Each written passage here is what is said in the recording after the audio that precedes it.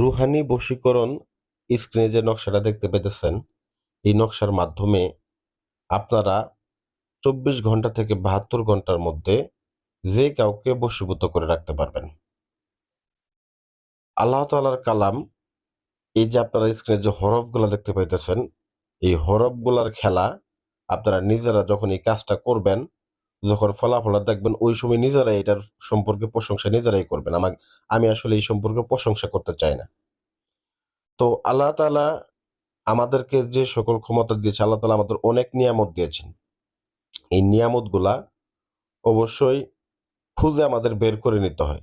এইখানে যে হরফগুলা দেখতেছেন, এগুলা বিভিন্ন উলামায়ে কেরামগণ গবেষণার মাধ্যমে লজ্জাতুন নেসা কিতাবের মধ্যে উল্লেখ আছে। এইটা একটা পরীক্ষিত একটা বিদ্যা। এই বিদ্যাটা বহুবার ব্যবহার করা হয়েছে, একদম পরীক্ষিত একটা বিদ্যা।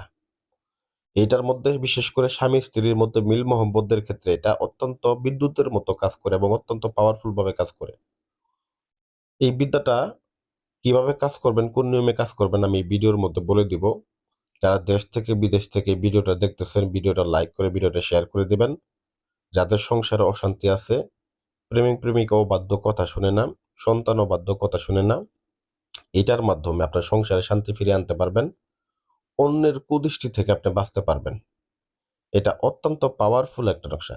আপনার স্বামী অন্য নারীর পাল্লায় পড়ে যখন অন্য নারীর পাল্লায় পড়ে তার সাথে ভিডিও কলে সারাদিন কথা বলে আপনার একটা খোঁজ নেয় না, বা আপনার স্ত্রী অন্য পুরুষের সাথে সারাদিন কথা বলে আপনার কোনো খোঁজ নেয় না, আপনার সাথে কথা বললে আপনার সাথে মিলে না।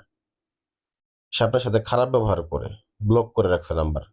দেখবেন যে ২৪ ঘন্টা থেকে ৭২ ঘন্টার মধ্যে সে আপনার গোলাম হয়ে যাবে, বিড়াল হয়ে যাবে। তো এটার জন্য সর্বপ্রথম আপনাকে কি করতে হবে? এটা এই কাজটা করার জন্য আপনাকে সময় বেছে নিতে হবে শনিবার অথবা মঙ্গলবার দিন।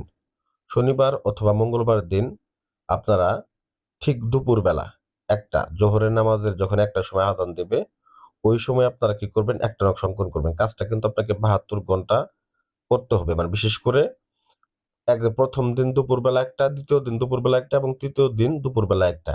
এই ৩ টা দিন আপনাকে কাজটা করতে হবে। ১ম দিন একটা নকশা লিখবেন, তার নাম লিখবেন, তার পিতার নাম লিখবেন, আপনার নাম লিখবেন, আপনার মায়ের নাম লিখবেন। লিখে তারপরে এই নকশাটাকে পোড়াবেন। কি দিয়ে লিখবেন?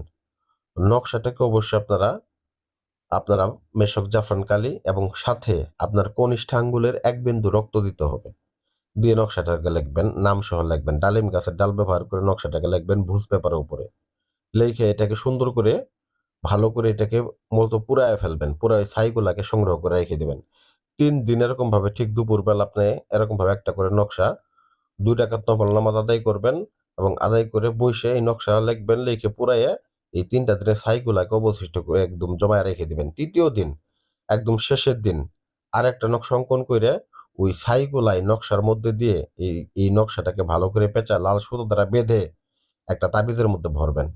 অতঃপর আপনার যে কাজ সেটা হচ্ছে এই তাবিজের মুখটা মোম দিয়ে বন্ধ করে নিয়ে একটা জালালি কবুতর আগে থেকে কিনে আনবেন। এই জালালি কবুতরের পায়ে এই নকশাটাকে অবশ্যই বেঁধে সুন্দর করে আকাশের দিকে উড়াইয়া দিবেন।